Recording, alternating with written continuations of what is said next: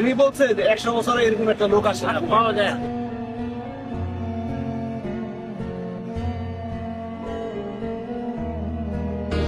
বাংলায় আমার জীবনানন্দ, বাংলা প্রাণের সুর।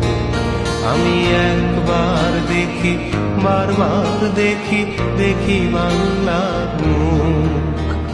বাংলায় আমার জীবনানন্দ, বাংলা প্রাণের সুর।